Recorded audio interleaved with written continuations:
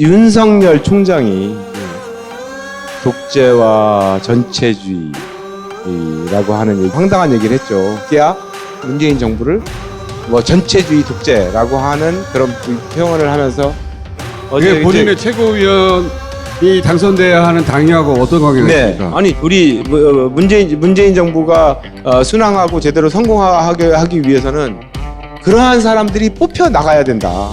제가 최고위원이 돼서 그러한 틀들을 바로 잡겠습니다. 본인이 최고위원이 되면 검찰총장을 날리는 거예요? 네, 정말 그거 하고 싶습니다. 근데 최고위원에게 그런 권한이 있지는 않잖아요. 할 수 있죠.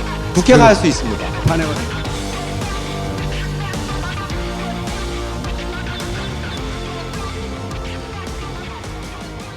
이원우 의원 모시겠습니다.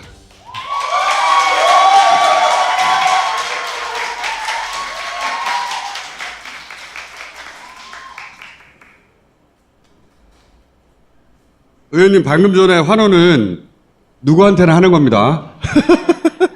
삼선 의원이시고 19대, 20대, 21대 내리 삼선. 예. 전두환 민정당 연수원 점검 사건이죠. 예. 그걸로 징역 3년. DJ 국민회의 시절에 입당을 하셨고 당직자로 시작하셨죠. 17, 18대는 낙선. 19대부터 이제 계속 당선되셨는데 특이사항으로는 기자들이 뽑은 패션 테러리스트. 자, 최고위원으로 이제 출마하시는 거잖아요. 본인이 최고위원으로서 스스로 설정한 역할이 뭐냐? 그것도 답변해 주십시오. 2008년도에 4월 8일 날 떨어지고 4월 10일 날 봉하마을에 노무현 대통령을 만나 뵀거든요. 그 당시 대통령께서 이 실장 낙담하지 마라. 나도 많이 떨어졌대. 이러면서 단둘이 사진 찍은 게 있어요. 제 지금 블로그 대문 사진으로 올라 있는데 그거를 보고 기자들이 패션 테러리스트 이원욱 이렇게 한 겁니다. 근데 이번에 문재인 정부 성공시켜야 되잖아요. 문재인 정부 성공시켜야 되는데 성공의 최대 요체는 정권 재창출에 있습니다.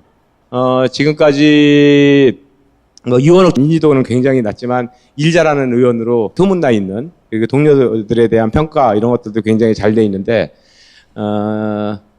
전략기획위원장 맡아가지고 박근혜 탄핵을 성공시키는데 큰 역할을 했다. 그리고 공수처법 이인영 원내대표가 저를 원내 수석부 대표로 임명을 해서 이인영 원내대표하고 같이 공수처법을 통과시키는데 큰 역할을 했죠. 그런 경험을 높이 사서 노무현 대통령의 못다 이룬 꿈을 그리고 문재인 대통령의 성공적 마무리 이런 것들을 하기 위해서 출마를 결심하게 됐습니다. 다른 최고위원들은 그게 왜 안 되고 본인은 그게 됩니까? 다른 최고위원이 안 된다는 건 아니고 사람의 현재를 알려면 과거를 보면 안다고 하지 않습니까? 탄핵에 대한 성공, 공수처법 통과 이런 것들을 제가 성공리에 마무리한 경험과 실천력을 갖고 있다. 그것을 이제 문재인 정부의 마지막 남은 임기 동안 성공적으로 마무리시키고 정권 재창출에 성공하고 싶다. 최고위원 중에 민주당의 대체적 분위기하고는 다른 발언을 주로 하시는 가장 젊은 최고위원 한 분이 있어요. 예. 이번 최고위원 중에 그런 사람이 나올까봐 네. 이 지지자들이 걱정하잖아요. 걱정 많죠. 예, 잘 아시죠? 당연히 알죠. 예, 근데 최근에 민주당이 공감 능력을 잃어버렸다. 요렇게 이제 기자들이 딱 따가지고 쓰기 좋은 멘트를 하면 지지자들 입장에서는 안 좋아할 거 아닙니까? 그게 참 오해가 좀 있는데 문재인 정부가 성공하려면 당이 더 잘해야 되는데 당이 뭔가 좀 삐끗하고 당이 제대로 가지 못하는 거에 대해서는 당내 비판적 목소리가 좀 있어야 되는 게 맞는 거죠. 그게 문재인 정부가 성공하는 길이죠. 그러니까 본인이 약간 쓴소리를 하는 역할로 설정하신 겁니까? 그거 아닙니다. 기회는 평등할 것이다. 과정은 공정할 것이다. 결과는 정의로울 것이다. 우리 문재인 정부가 가지고 있는 가장 큰 정치 철학이라고 생각합니다. 근데 민주당이 잘못해가지고 그 공정하지 못하고 정의롭지 못하다고 느낀다면 그거에 대해서 얘기를 해줘야죠. 그거는 야당이 매일매일 하잖아요. 야당은 문재인 정부를 성공시키기 위해서 하는 게 아니고 저는 그 문재인 정부를 성공시키기 위한 그러한 관점이다. 그러니까 김모 최고위원께서 얘기하는 것과 달라요, 결이? 길이 많이 다르죠. 어떻게 결이 다른 겁니까? 왜냐하면 그건 동료 의원들의 평가를 보면 압니다. 어떻게 네. 평가가 다릅니까? 그럼 모 여론조사 기관에서 권리당원, 뭐, 사례수는 굉장히 작아가지고 그 신뢰성이 있느냐 없느냐 모르겠지만, 권리당원 여론조사에서 네. 제가 꼴등을 나왔습니다. 동료 의원들을 대상으로 했을 때 아마도 제가 1등 나올 겁니다. 안 해봤잖아요. 그건 자신 있습니다. 그리고, 아마 좋습니다. 이제 내일 권리당원, 전국 대의원 명부가 후보자들한테 배부가 되거든요. 전국 대의원들한테도 제가 꽤 고득점을 받을 것 같다. 그런데 공감 능력을 잃어버렸다는 멘트가 이용될 수 있잖아요. 기자들이 제 얘기 듣고 그냥 올려버린 거를 어떻게 하고. 그리고 부동산 법안에 대해서도 사실 좀 아쉬운데 제가 낸 법안이 좋다라고들 지금 의원들이 얘기를 합니다. 정말 아쉬운 내용 중에 하나가 이게 지금 통과된 것보다 더 강한 법안이 네. 있는데 2+2+2 네. 6년을 유지되게 할 수 있는 걸 냈는데 이번에 통과된 법은 2+2이고 신규 계약자한테는 적용을 안 되거든요. 자본주의에서 가장 발전된 나라라고 하는 미국의 맨하탄 평생 계약갱신 청구권을 적용하고 있습니다. 그러니까 우리 한국 사회도 이제는 서민 주거 안정을 위해서 평생 계약갱신 청구권이 유지되는 그런 나라가 돼야 되지 않겠느냐 이런 생각을 하고 있습니다. 공수처 관련해서 통합당의 반대가 있지 않습니까? 이걸 어떻게 돌파할 것인가. 저는 야당이 아무것도 안 할 것 같아요. 이 정부의 협조 다음 대선 때까지 전혀 안 합니다. 너네들 한번 독단적으로 운영해봐라. 그래가지고 오만하다라고 하는 이런 프레임 전쟁에 들어간 겁니다. 그런데 모든 법안들을 그렇게 통과시키면 정말 문제가 된다고 보고 이번에 임대차 3법 그리고 공수처법 반드시 해야 될 법안들은 통과시켜야 된다고 생각하고 있습니다. 그럼 통합당을 기다려주지 않고 그냥 바로바로. 네네네. 바로 필요한 법은 바로 해야죠. 민생 법안. 부동산법이 완전히 민생 법안이었고 공수처법 이런 것들은 바로바로 해야 될 문제죠. 박시영 TV 가야 된다고 그래가지고 에이. 거기까지 가려면 50분이 걸려요. 이미 늦었어요. 마음을 편안하게 잡수시고 혼자 박시영 씨 혼자 1시간도 떠들 수 있어요. 너무 네. 걱정하지 마시고 우리는 상관없어요. 이낙연, 김부겸, 박주민 있지 않습니까? 본인과의 궁합은 누가 제일 좋습니까? 이인영 원내대표가 저를 원내 수석 부대표에 앉힐 때 소개를 이렇게 했습니다. 소통의 달인.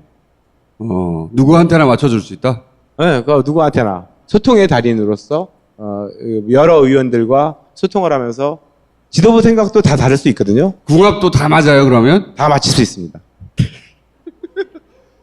아까 질문 마무리하자면 김혜영 최고위원 그분과 의원님의 차이가 뭔지 얘기 안 하시고 넘어갔는데 저는 문재인 정부가 했던 일, 우리 당에서 했던 일에 대해서 사사건건 비판하거나 한 적이 없습니다. 전혀요. 그 최고위원은 사사건건 비판한다. 좀 잦았죠. 의원님이 보시기에도 너무하다 싶었어요? 네, 좀 잦았죠. 미웠습니까?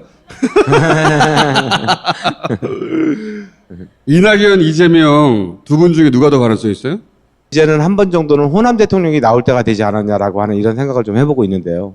김대중 대통령이 한번 했잖아요. 이후에, 김대중 대통령 이후에. 그 이후 2번밖에 못 했는데요, 뭘. 충청도 없는데? 강원도 없잖아요. 제가 충청도 출신이에요. 제 말은 그 이유만으로는 부족하지 않냐 이거죠. 제주도 없는데. 아니, 경기도 출신도 없죠. 서울 그런 출신이 생각도 한 가지 있고. 네. 이재명 지사에 대한 기대치는 없어요? 이재명 지사, 도 좋은 후보. 이낙연 총리도 좋은 후보. 3회 후보가 나올 가능성이 있습니까? 있습니다. 아직까지는 모든 후보들이 세팅되어 있지 않다고 보고 3년 전만 생각하더라도 굉장히 많은 후보들이 떴다가지고 했지 않습니까? 그래서 새로운 사람을 찾고 그런 와중에서 가장 좋은 후보가 만들어지지 않을까 싶고 그러니까 이낙연, 이재명 둘 다 가라앉고 제3위 후보가 뜰 수도 가능성 있다. 있죠. 그걸 원하십니까? 10분만 한다고 하셨는데. 자, 박시영 TV는 망했지 지금. 내가 꼭 최고위원이 돼야 된다는 어필을 마지막으로 해주시고. 어제 페이스북에다가 글을 하나 썼는데요. 예, 윤석열 총장이 예. 독재와 전체주의라고 하는 얘기, 황당한 얘기를 했죠. 그 글을 보면서 대선 출마 선언이라고 느꼈습니다. 그래서 페이스북에 쓴 내용은 뭐였냐면 선출된 권력과 임명된 권력이 있다. 임명된 권력이 선출된 권력을 이기려고 하면 안 된다. 급기야 문재인 정부를 뭐 전체주의 독재라고 하는 그런 표현을 하면서 뭐 간접적 비난을 일삼는 것, 그것은 정말 말도 안 되는 행태를 보인 거라고 생각을 하고, 이 사람이 드디어 대권 후보로 나가려고 하는구나. 그러려면 옷 벗고 나가서 해야죠. 왜 그 대통령이 임명한 그 자리에서 하냐고요. 그게 본인의 최고위원이 당선돼야 하는 당이하고 어떤 관계가 네. 있습니까? 아니 우리 문재인 정부가 순항하고 제대로 성공하게 하기 위해서는 그러한 사람들이 뽑혀 나가야 된다. 제가 최고위원이 돼서 그러한 틀들을 바로 잡겠습니다.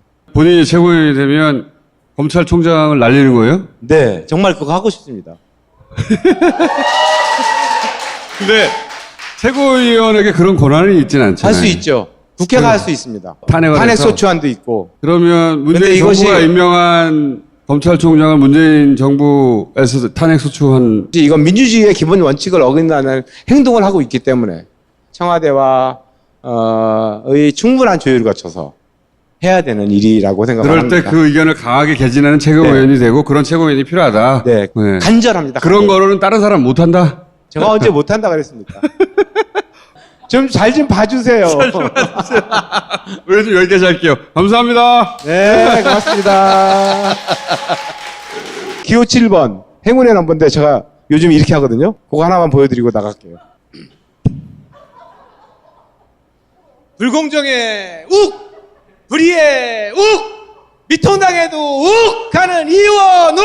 되겠습니다. 고맙습니다.